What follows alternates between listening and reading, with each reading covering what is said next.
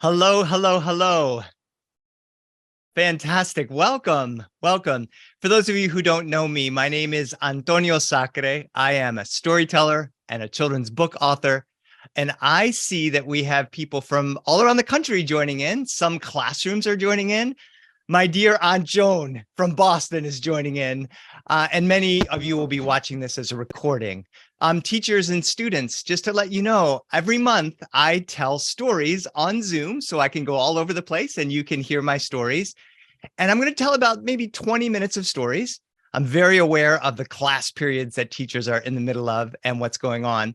I'm going to do a 5-minute mini lesson. That's what I usually do. And today it's going to be on rewriting and how to build your writing stamina. And then the last 5 minutes, because I want to keep it 30 minutes exactly, are going to be dedicated to any questions teachers or students might have. If you have questions that you already know you want me as an author and a storyteller to talk about, teachers, you can just put them in the chat if you're watching this live. If you're not watching this live, you can email me your questions and you can get to all of my information on my website, which is antoniosacri.com. If you're watching this live, you are either very close to St. Patrick's Day, you are celebrating St. Patrick's Day, or you might be on spring break. This is spring break for a lot of schools around the country. And I wanted to say happy St. Patrick's Day from rainy California. Now, my mother was born in Boston, Massachusetts, where I was born, and her parents were born in Boston, Massachusetts, but her grandparents were born in Ireland. So I'm very connected to that culture. I love reading stories of that culture. My father comes from Cuba and his family is all in Miami. And of course, that's a huge part of what I write about in my storytelling career. Many of my books are about growing up in that Cuban culture. But the very first story I ever heard, before I even knew that storytelling was a thing, was a story about a leprechaun. My storytelling professor, believe it or not, kids, there are storytelling classes you can take in college. And all you do in a storytelling class in college is listen to stories. And if you listen well, you get an A. You don't have to take a test. You don't have to write a paper. You just got to listen and you get an A. And that is one of the reasons I'm a storyteller. I took a storytelling class in college because I was sometimes a lazy student and I listened to stories. And the first story I heard in the storytelling class taught by Professor Reeves Collins at Northwestern University, a mentor and dear friend of mine, is this story about a leprechaun. You may know that if you see a rainbow and you are tricky enough and dedicated enough to get to the end of the rainbow, you might see a pot of gold by the end of the rainbow. If you are like many schools this week of St. Patrick's Week, you'll see pots of gold and rainbows and shamrocks. Well, it turns out a long time ago, a long,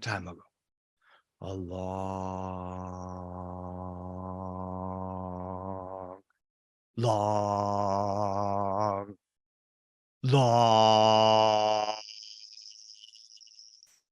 time ago, there was a boy who was probably in 3rd grade walking through the forest. And he looked up and he saw a rainbow over the forest. And he said, I'm going to catch me a leprechaun. And if I catch that leprechaun, he's going to have to take me to the end of the rainbow. He's going to have to give me the pot of gold. And sure enough, wouldn't you know it, that there, rustling in the bushes, was one of the wee folk, the tiny people, a leprechaun. And that boy was fast and quick and tricky. And he leapt and he grabbed that leprechaun by the back of his coat. And the leprechaun said, oh, let me go.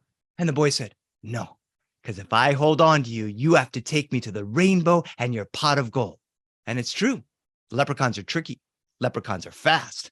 Leprechauns will try to scare you. They'll say, oh, right behind you is a tiger. There are no tigers in Ireland. And if you look around for the tiger, the leprechaun disappears, laughing his little laugh, and he's gone. You're stuck in the woods, and there's no pot of gold. And the boy knew that. He said, no, I'm going to hold on to your coat, and you're going to take me to your pot of gold. And the leprechaun said, oh, you got me. You're quick. You're spicy. You're fast. I have to take you. And the leprechaun started to run very fast, jumping over logs, dashing through the bushes. And the boy held on to that coat. And the leprechaun said, oh, no, a snake. And the boy says, St. Patrick got rid of all the snakes in Ireland. There are no snakes in Ireland. There are snakes in Ireland. But anyway, in the story, and the leprechaun said, you must have been reading. Yes, I'm a big reader. And the leprechaun said, oh no, your mom's calling you for dinner. And the boy loved his mother's dinner, but he held on to that leprechaun. And sure enough, the leprechaun took him deep into the woods at the end of the rainbow. And there was the pot of gold.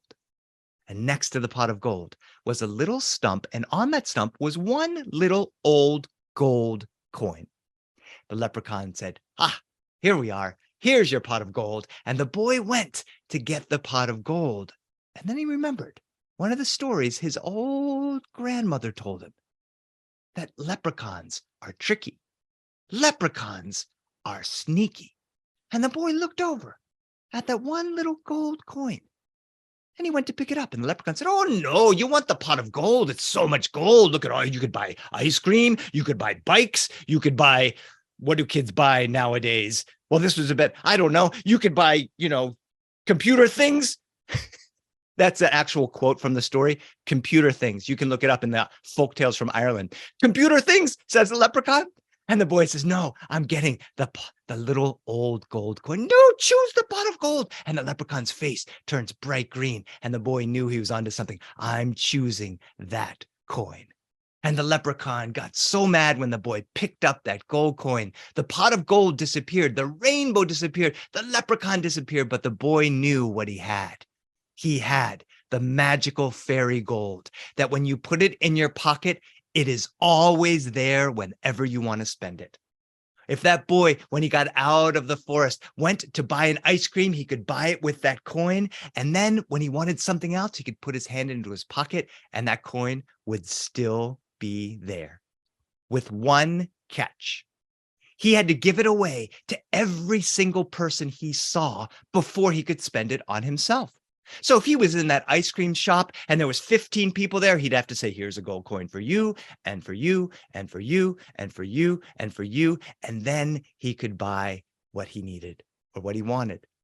Now, I know this because I was that boy and I had that gold coin and I was giving it away to everybody. But one day I got in a fight with my little brother.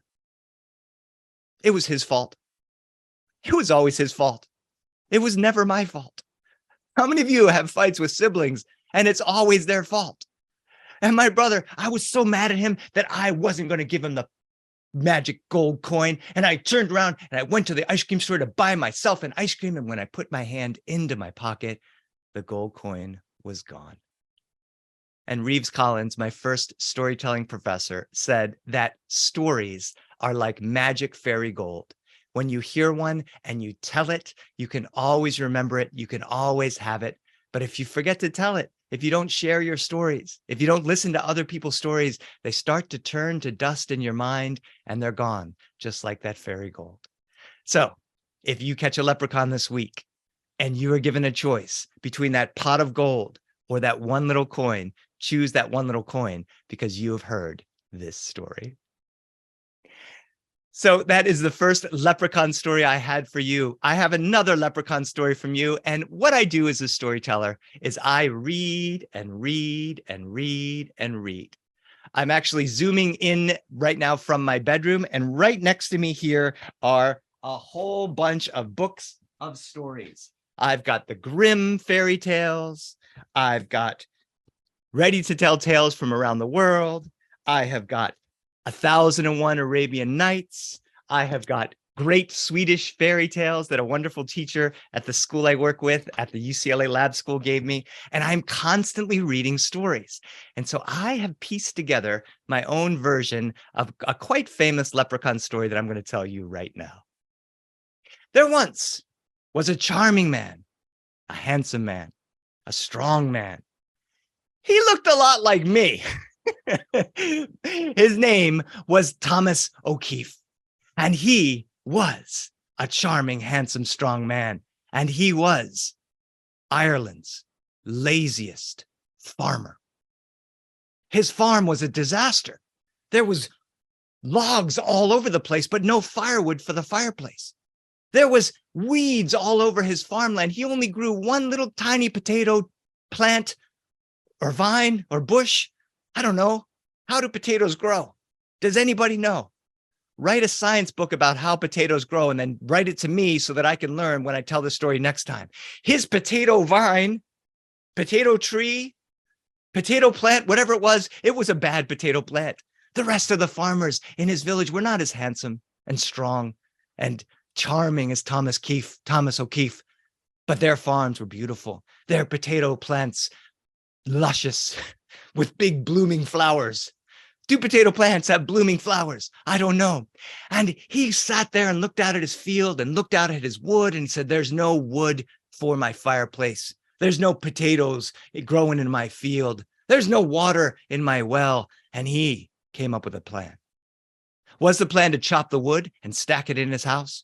Was the plan to clear the weeds in his field and dig up the ground? Was the plan to dig his well deeper to get the water? No. His plan was to catch a leprechaun. And so he went out into the woods and he tromped and he walked and he rushed and he looked, and sure enough, he found the leprechaun, and he was too lazy to run after him. And so he went back home and sat on his couch, and there he was, Thomas O'Keefe, sitting on his couch thinking, I guess I should have ran after that leprechaun. And the next day, back out into the forest. And this time he did run after that leprechaun and he caught him. And the leprechaun said, oh no, I suppose you're going to want to take me to the end of the rainbow where I'm going to give you a choice between a pot of gold and a little magic coin. And you're going to choose the magic coin. And Thomas O'Keefe said, that's right. And the leprechaun said, well, it's a long way to the rainbow. It's a long way to the pot of gold. It's a long way to that little coin. It'll probably take us about 30 days of hiking. Thomas said, 30 days of hiking? I can't do that. Can't you just give it to me now? No, Thomas, said the leprechaun. You have to come with me for 30 days of hiking in the forest. And he thought about it. Magic gold. He'd never have to farm again. And the leprechaun said, but Thomas, you could go home because you have buried in your field a treasure worth more than the magic gold that I have. Oh. So I can go home to my house, to my field, dig up the buried treasure, and not have to tromp with you 30 miles through the woods, 30 days. The leprechaun said, that's right, Thomas. Boys and girls, teachers, leprechauns are tricky. Don't trust the leprechaun. But Thomas O'Keefe was lazy. So he said, all right, I'll go home and dig up the field and I'll find the gold myself. And the leprechaun started laughing, and the leprechaun disappeared, and Thomas got back to his house, and he looked out at that field, choked with weeds. He said, I don't know where it would be.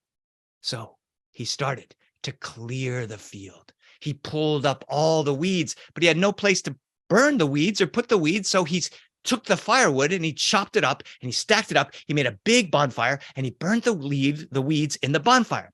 You can't do that nowadays because too much smoke, but back then you could. And anyway, he was burning the leaves. He had his wood ready to go. And then he saw his field completely cleared.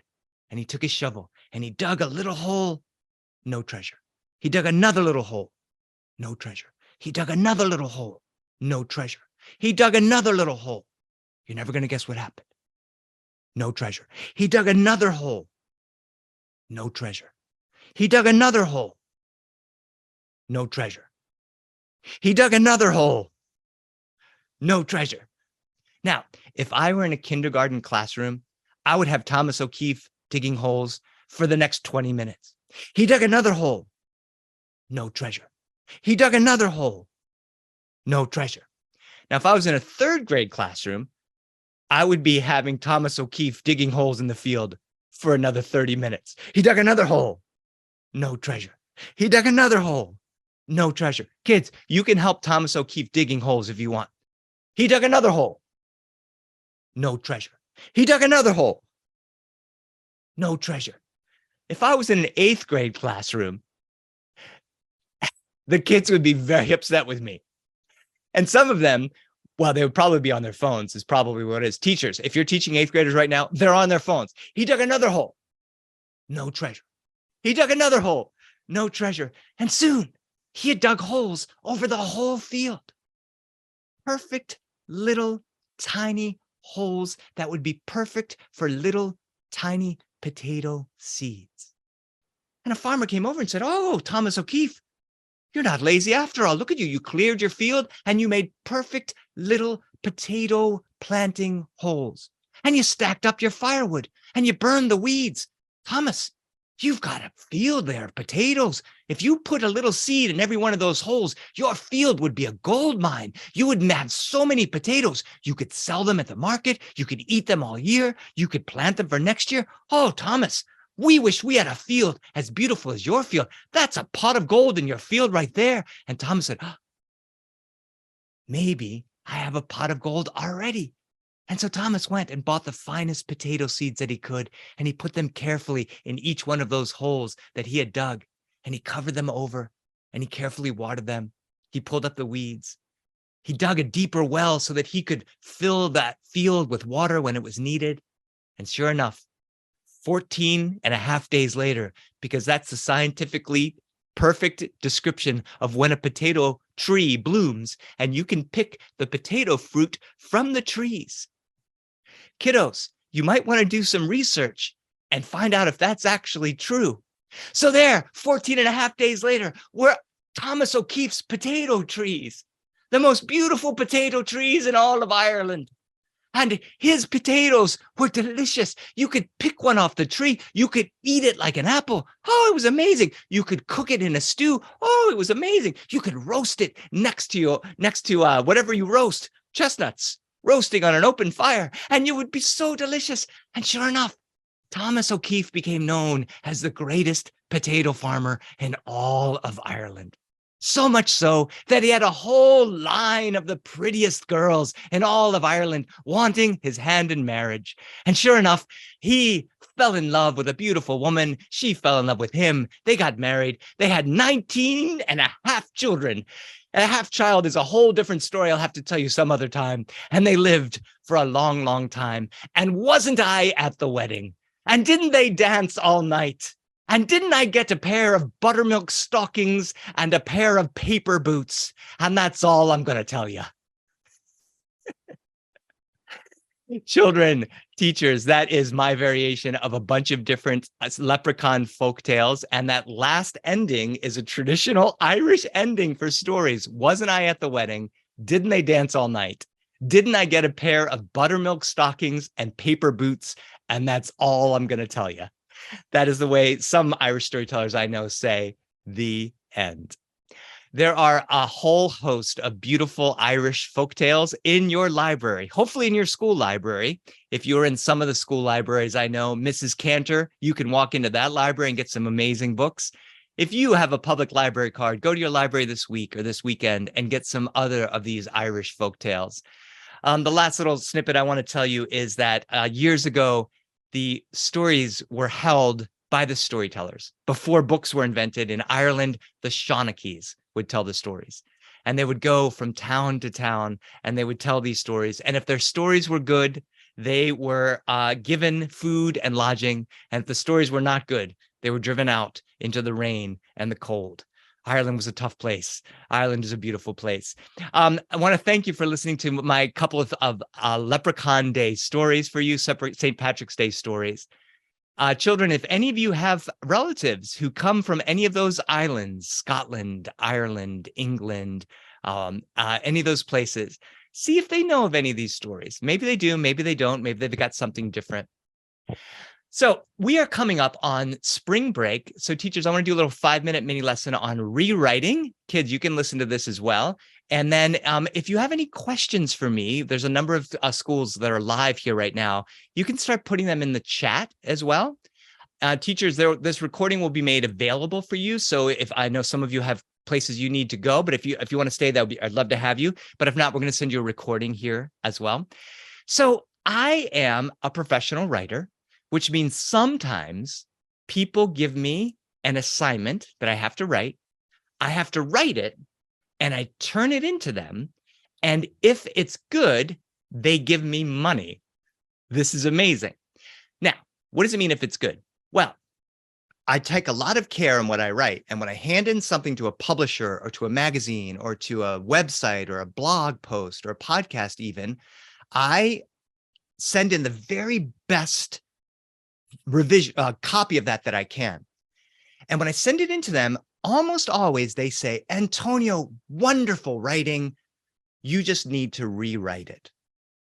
What do you mean I need to rewrite it? Well, we're unclear about what's happening here, and we want more information here, and I think you need to end it a little better. So basically, the beginning is not so good, the middle is not so good, and the ending needs work. Otherwise, it's wonderful. Now, if I say, I don't want to work on the beginning or the ending or the middle, I just want you to give me my money, what do you think they say? They say, no, we want you to rewrite it, and then we'll give you your money. So I rewrite, and they say, it's almost better. The ending is good, but the middle and the beginning are not quite there yet. And I rewrite it, and I rewrite it, and I rewrite it. Some students out there like to rewrite. There may be some students listening right now that like to rewrite. Many teachers that I talk to say that one of the things that kids hate doing is rewriting. My wife is a high school English teacher, and 97.5% of her students think that the second they finish writing something, it's done. My wife says, one and done. So here is one tip that I have for helping your students love rewriting teachers. If you were to pay your students money for their rewrites, that would be super easy. I know that all of you make so much money, you could just pay each student for their rewrite. And if they don't rewrite it, they don't get the money. I, of course, am joking. But I am also slightly serious about that. So one of the things my wife does, my wife has a policy at the high school level, and this, I don't know how this works for younger kids as well. She basically says everyone can earn an A on any paper they have. So she's sort of bribing them, not with money, but with an A. And some of the kids really want that A. And my wife says, I'm going to write notes on what you need to do to make this paper better. If you follow all the notes, I'll give you an A. And you can rewrite it as many times as you want. So of the 97% of the kids in her class who don't want to do the rewriting, a large percentage of them will rewrite to get the higher grade. So there is this bribing for the grade. But the second thing that I would say that's a little bit more practical, especially for the younger students, elementary school students, there is great power in having an ending celebration where you share your stories out loud. Last year, I was working with an 8th grade teacher, and she had a very interesting experiment. There were 2 classes she was teaching, and she had 30 kids in one class, 30 in another. And with the kids in one class, she decided that when their paper was due, it was a nonfiction 1-page essay on whatever they wanted to write about. The kids in the one class were going to go to a second grade. It was a K through 8 school.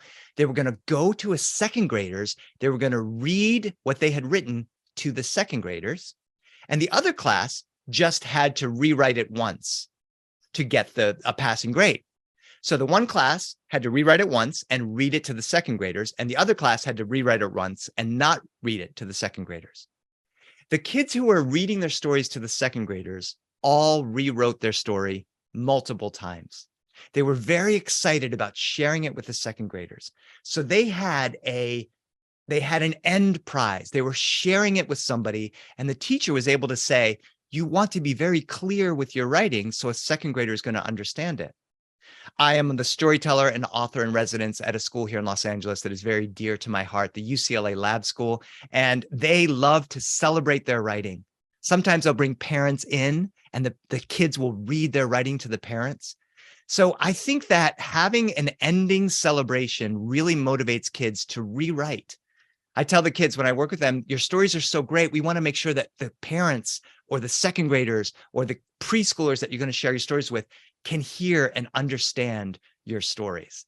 So outside of paying your students to rewrite, think about having some sort of celebration, even if it's a celebration within your classroom. So maybe you have 20 kids in your class or 30 kids. So maybe on Friday, this coming Friday, 15 of the kids get to stand up and read their story to the other kids. And then on Monday, the other 15 share it with the other kids as well. This idea of sharing it publicly can really help the kids with their rewriting. And the last little, just a snippet I do for stamina, I have a timer on my stopwatch. And when I'm on a writing project, will start with 7 minutes. And I force myself to write for 7 minutes. And the next day, I write for 8 minutes. and I only write until the stopwatch goes off. So that is one of the things that I do to build up my writing stamina.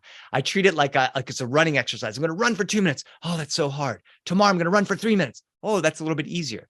So that's what I do. I've seen some great questions in the chat. So what I want to do is I answer these questions. I always have trouble getting the chat because I'm an old guy and I don't know what a computer is. Let's see. Show chat.